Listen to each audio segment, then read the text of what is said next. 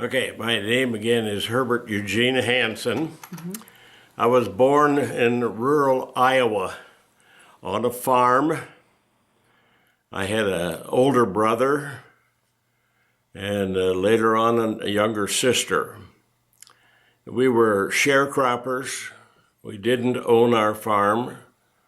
So we were, at the end of the year, we would share the income with the landlord that owned the land. So that's how we paid our rent. We shared the crop with him. And I went to one-room country school in rural Iowa, and I had the same teacher for 7 years.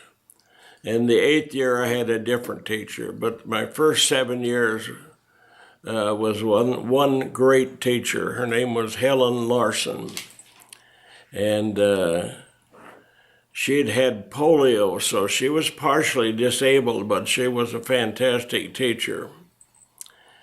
And the Runwood Rural School was heated with a coal stove in the back. And we did have a hot lunch program because the mothers would each bring, in their turn, bring a warm lunch for the students. So that was shared by all the parents. We lived 2 miles from school, and Mother would always take us in the morning, but many times we hiked home at night after school. I went to high school at Pocahontas, Iowa, and I was very quiet and unreserved. Very reserved, I mean.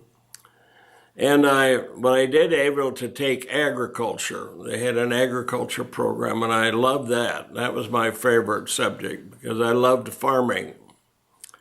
And I had planned on being a farmer. And I stayed in all through high school. I took agriculture. We didn't have a teacher the second year, but the third and fourth year I had a teacher again. And since we lived so far away from school, it was 8 miles. I couldn't participate in sports because they didn't run a sports bus. So if I went out for sports, I'd have to walk home 8 miles from school. So I didn't participate. I didn't participate in choir and in the FFA program, which is part of the agriculture program. My junior year, we reorganized the FFA chapter, and I was a chapter treasurer. And then the next year, I was chapter president. And I was surprised. Between my junior and senior year, my folks quit farming and moved to another town. And I didn't want to change schools as a senior in high school. So I rented a room in town for $3 a week, but I had to share it with another person I didn't know. And that was common back then. You shared a bed in a room, and bathroom was down the hall.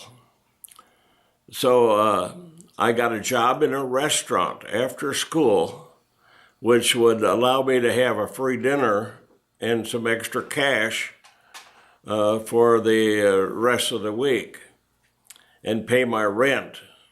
So that went fine. I didn't get, I wasn't one to get in trouble, so I didn't have any problems going through school.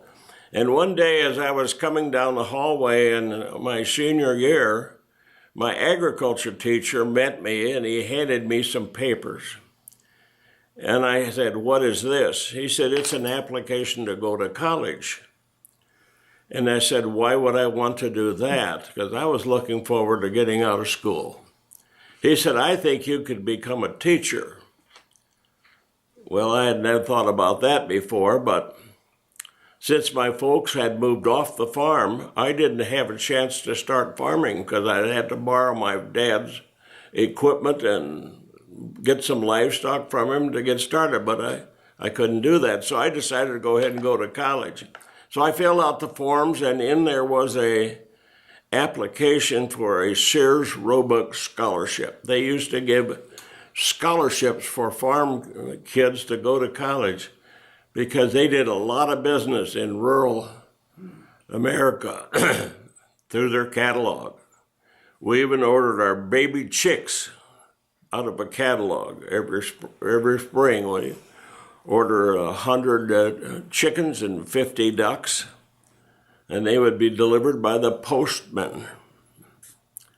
And they came in boxes. They were day old and with holes in the side so they can breathe. And then that would be our start for our chicken dinners for the year and our eggs.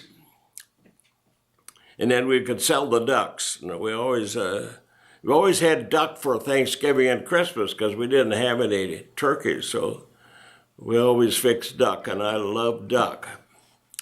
Well, anyway, I was surprised to find out that I was accepted into Iowa State University. And in addition to that, I got a $200 scholarship.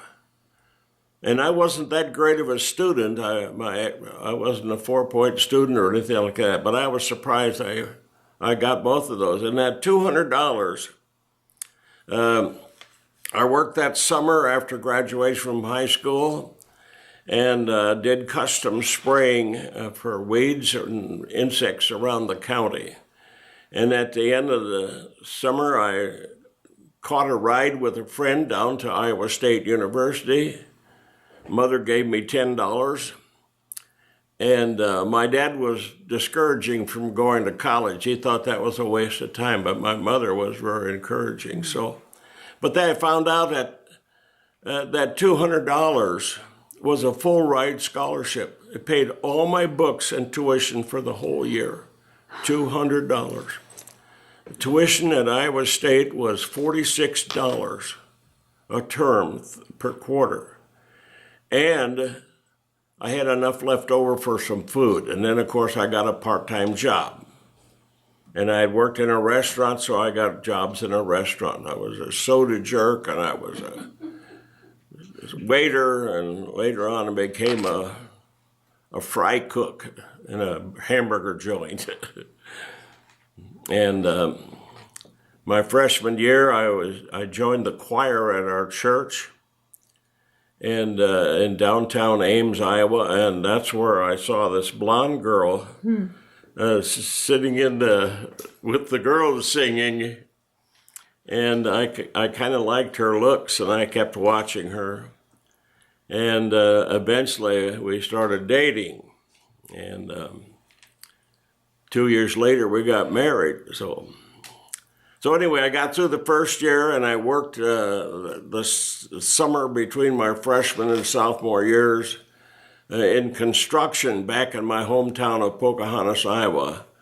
And we built the large, what they call slip form elevators, or grain storage, round grain storage buildings. But you start from the ground and go up 5 feet per day, or 5 feet every 12 hours, 10 feet per day. And we went up to 120 feet high, and I made 85 cents an hour doing that dangerous work at 120 feet in the air. Then we went and built another one in another town, and then we came back to the first one and built what they call a head house. That was another 40 feet. So we ended up 160 feet in the air. And then we went back, and we actually built 3 elevators that summer.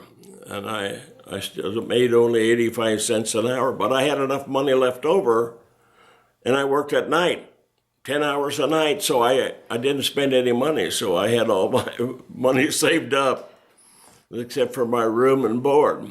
So I was able to go back to school the second year. And so I got along, and then in those days, Iowa State University was a land-grant university. And that means that they were granted the land by the federal government for a college to teach agriculture and the mechanic arts.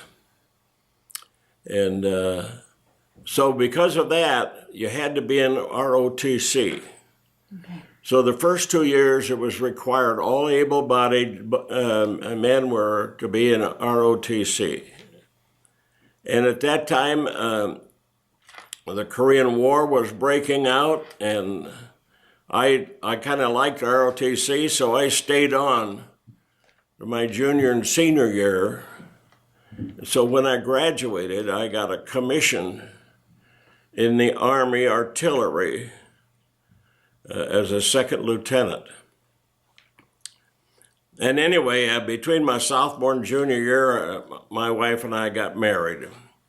And she had a job, so she helped me get through the second 2 years. And I worked part-time too. But anyway, after I graduated then, I graduated in June in 1952, and I was called to active duty in August of 52.